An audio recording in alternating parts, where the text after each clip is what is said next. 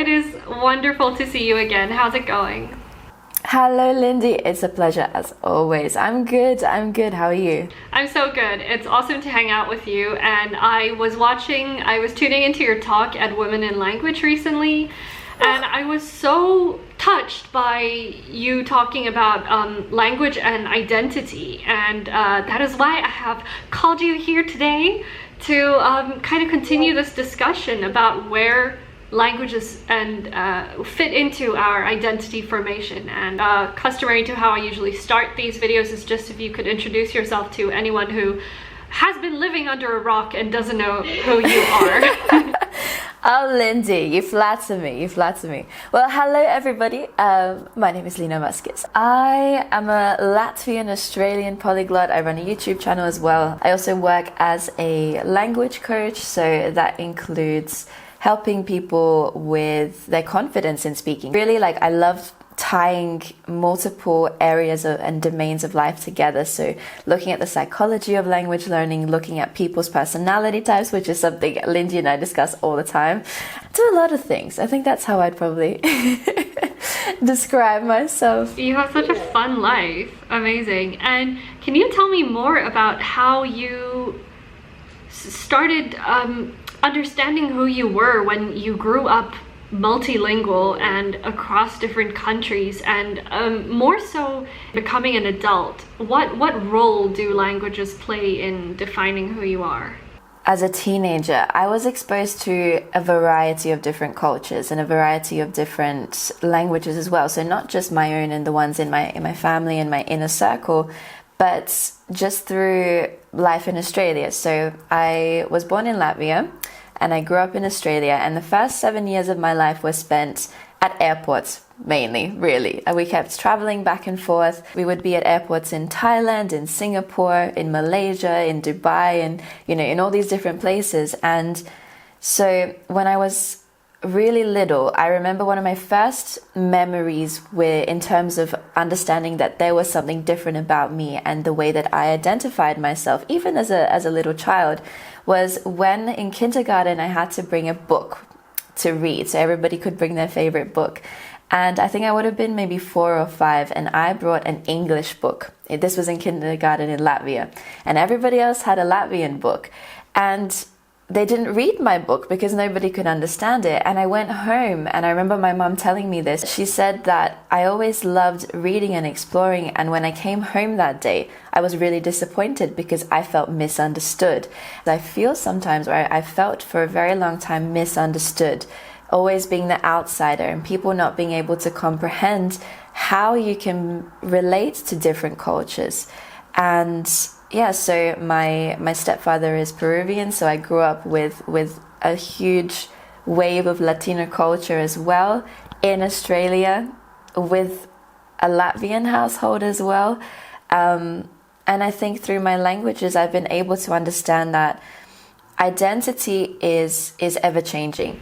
And I think that we all have the power and should never allow for anybody else to try and retell our story and to try and define our own story.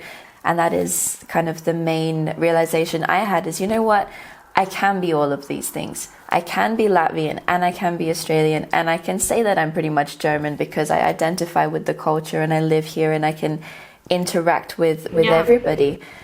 There's so much I could say, but I think that there needs to be an open-mindedness with all of that. My identity isn't something static, and it can be molded any way that I choose for it to be molded.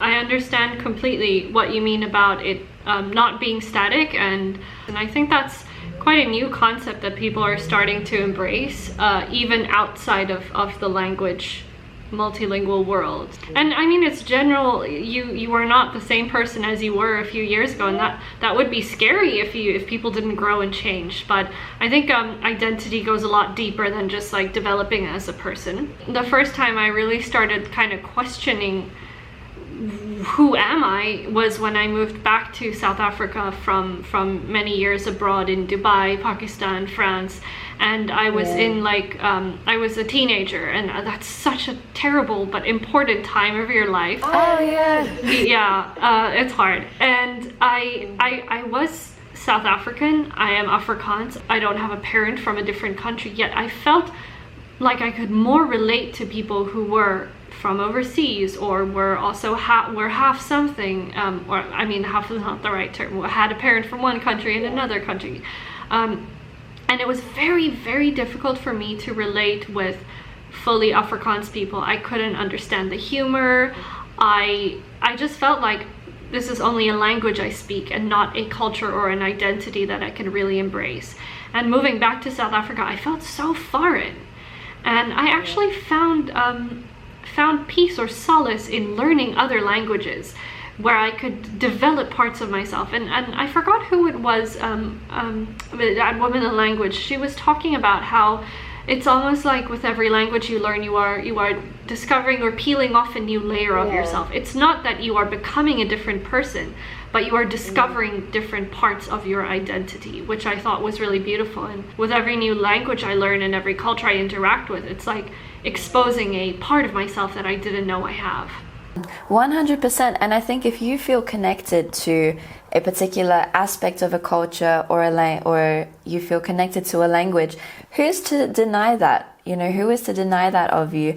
For me, it's as well, like, ever since I started learning Portuguese, I feel so alive, and I can identify with so many things, or expressions, for example, in the language that make that almost ignite a flame in me that English perhaps doesn't, or Latvian never could, because it doesn't have that vibe to it. It's not about faking anything. It's exactly as you said, you're discovering a way of being that aligns with who you truly feel you are, or who you want to be. And as well, do you know what? It's really interesting. You talk about the feeling of being foreign, or feeling like a foreigner in a place that is kind of like your home. Have you ever had this experience where you're in one country and you identify, or you realize all of the differences between you and your being in that country, so you say you're from the other, and then when you're in the other place, you're like, oh yeah, I'm actually this. I feel like that is me. When I'm in Latvia, I'm Australian. I'm like, yeah, I'm Australian, I'm Latvian, but I didn't grow up here, because it's almost like the lens you put on is the lens of distinction. And you see all of the reasons why you do not belong here, or why you are not like the others. Not because you want to, or it's not something, out of pride, but genuinely, I realized, oh my gosh, so this is how growing up in Australia affected me. If I had grown up in Latvia, I would be completely different. And then when I'm in Australia is probably like what I would call home. Then I'm also foreign there. I've always felt like a foreigner as well growing up. It was like, what, you speak all these languages? Like, I went to a special language school, and still it was strange. It was as though I was some sort of alien, because I learned all these languages and I could speak other languages, and my home base wasn't, my parents were not Australian or British influenced, or, indigenous, so I would always be seen as a foreigner.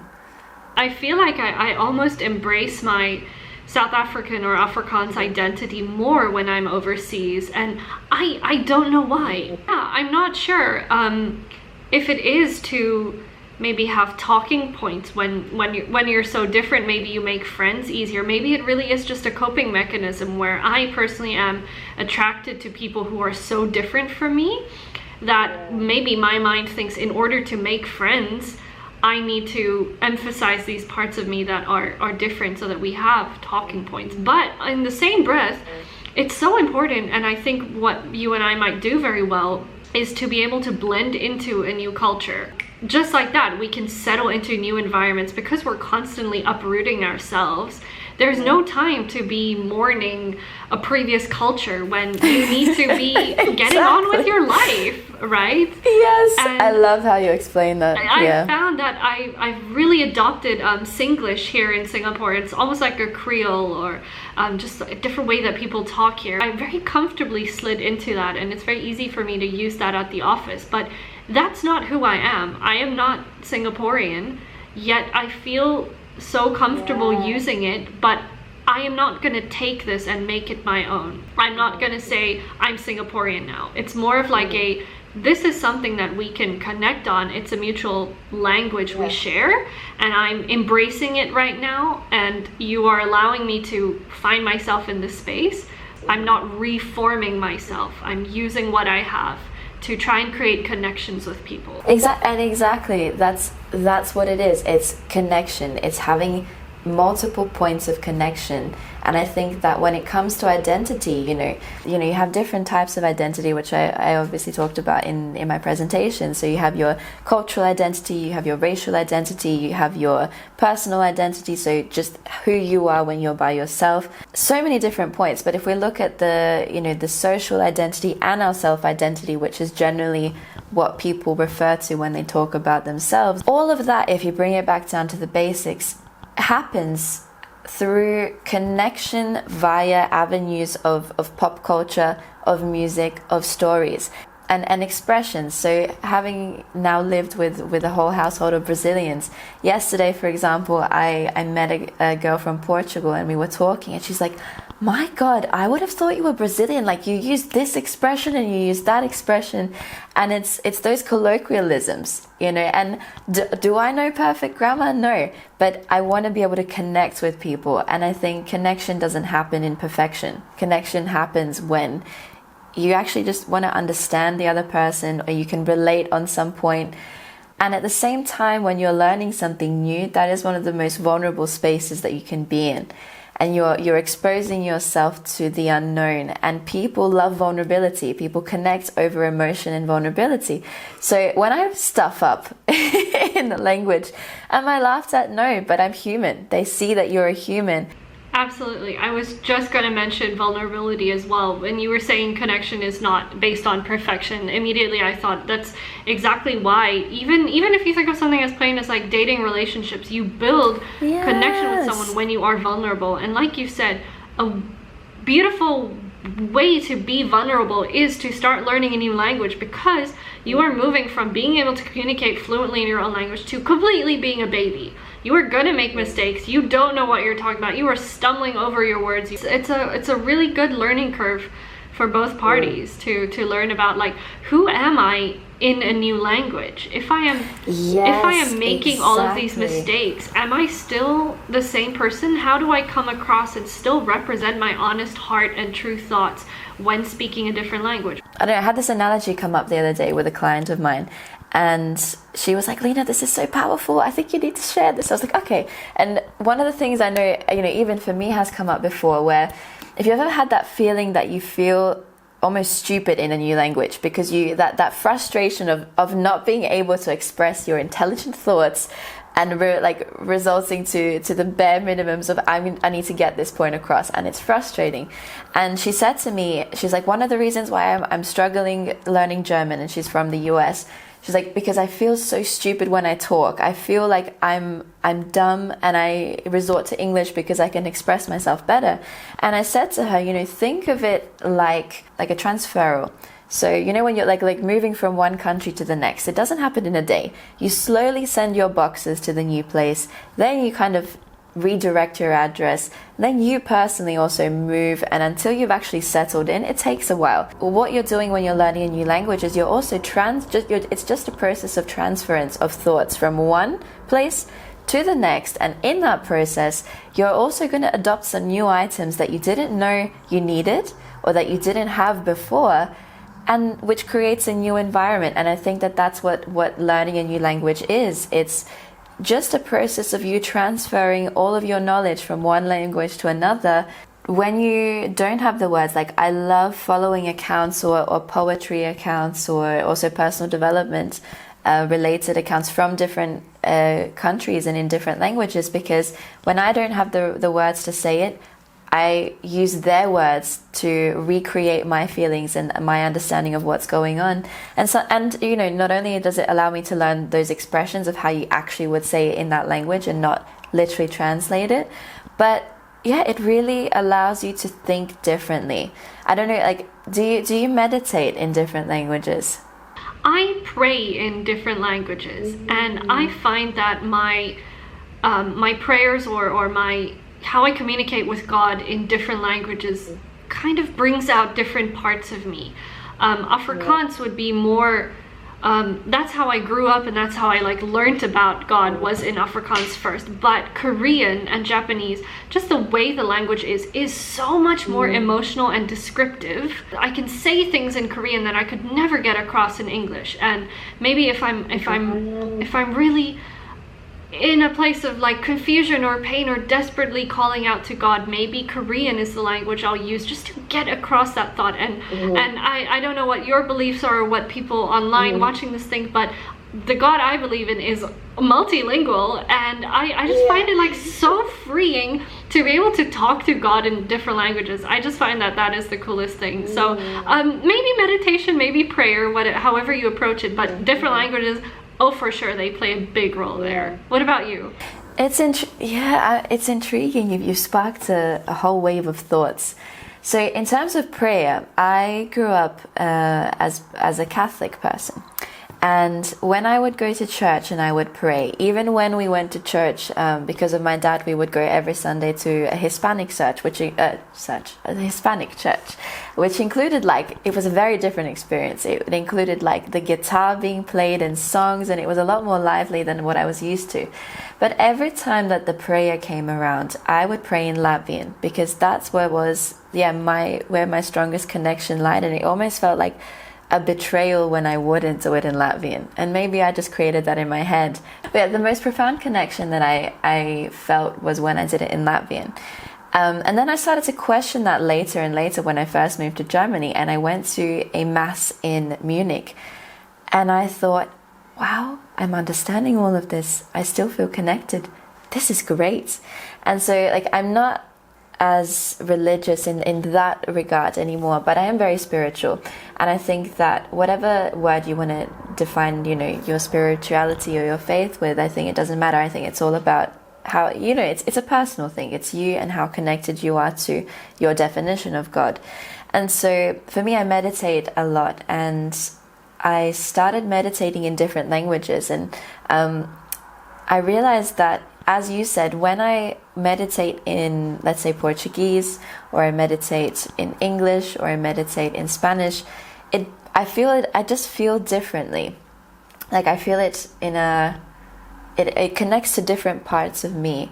And I actually find sometimes when I meditate in Portuguese, I'm actually more present than I am in English, because if I do a guided meditation, then sometimes actually the words being said are more distracting.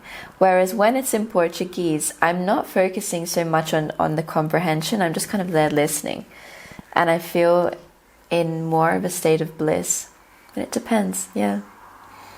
I'm not sure what you mean, like not really more in a state of comprehension.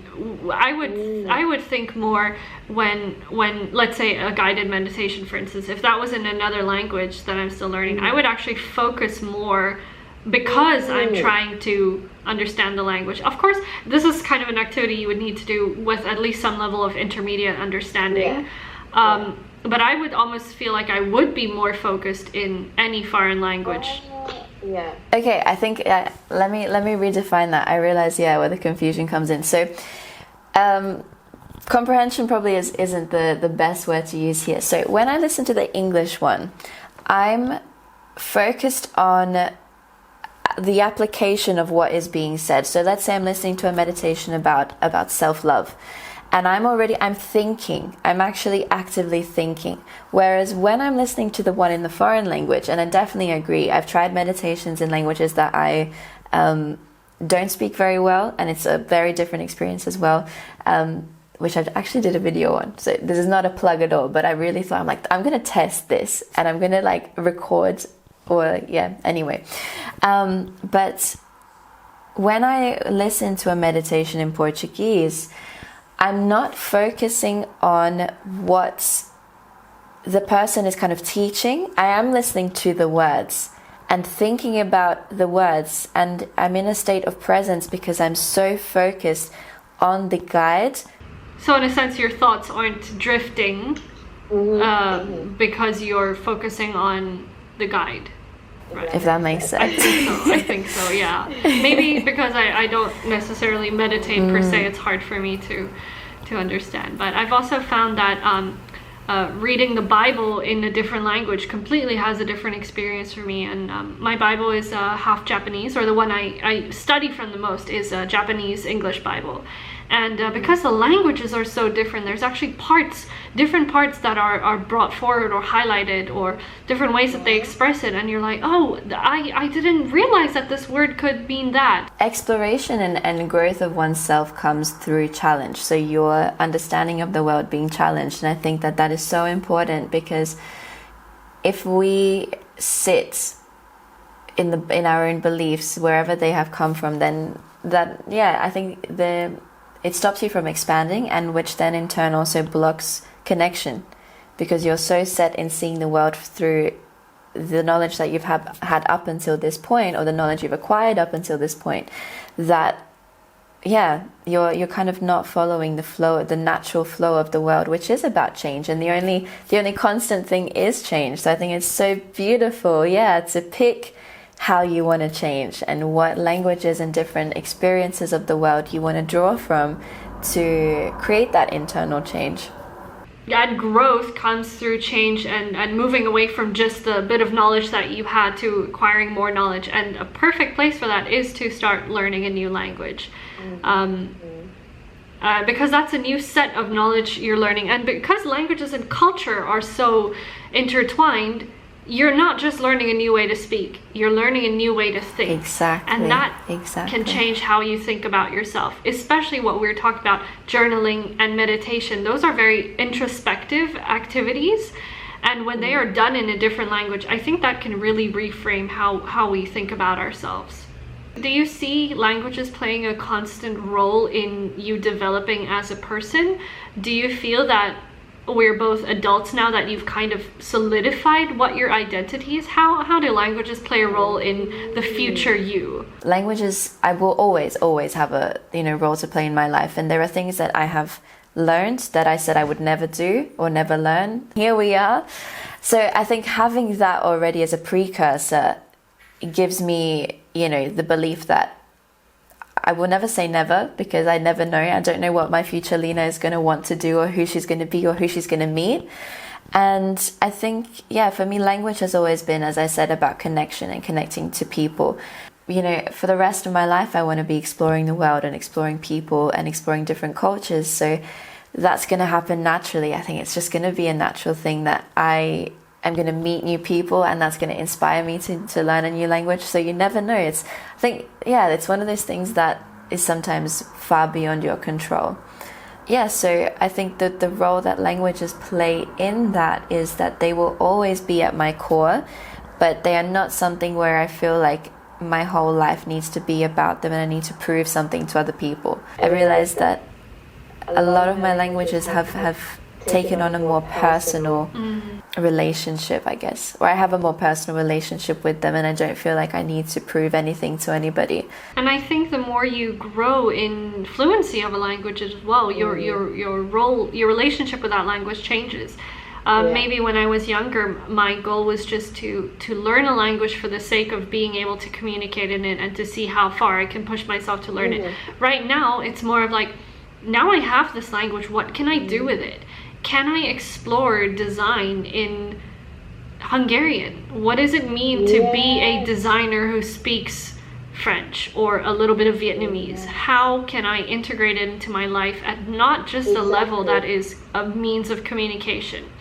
How do I use it to build relationships with people, to grow my career outside of languages, and to develop myself as a person? I'm so grateful for the role that languages have played in my life.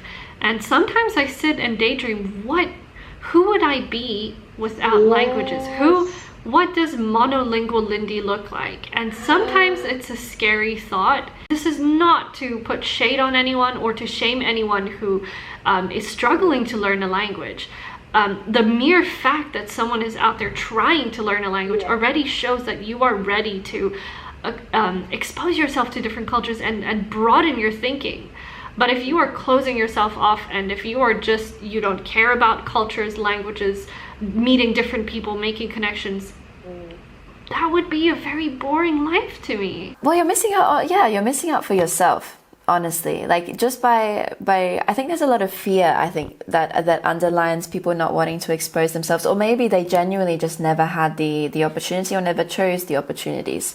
Sometimes, you know, people ask me like, oh, or they say, you're so lucky that you've moved to all these different places, or you're so lucky to have these experiences. But I was the one who sought out those experiences, and I think people forget to question that. Like, moving to Germany, I had no money. Like there were so many problems that were behind it. But when I was 16, you know, I saved up like washing dishes and serving drinks at a cafe for a year just to afford a ticket to go to Europe, because that had been my dream, to be able to interact with that culture. I slept at train stations. I worked my butt off, and it was like, you know, I'm not lucky, but I made that luck for myself. And I think just opening up your mind to the what ifs. I know fear is a very natural thing, and it's going to come up because it is an unknown. But I think use that unknown to your advantage of, I don't know what my goals might be with this language. I don't know what experiences are going to come with that. But to just start and to just continue and open yourself up to every little opportunity with that language. So it might even be, you know, you replying to someone on a chat, but you don't know where that chat's going to. And that's so exciting, and that's really how we grow as people, by just stepping outside of our comfort zone a little bit. And I will link Lina's YouTube channel and social media below. Do check her out, and thanks so much, Lina. It was wonderful hanging out with you again. Thank you, Lindie. All right, bye-bye.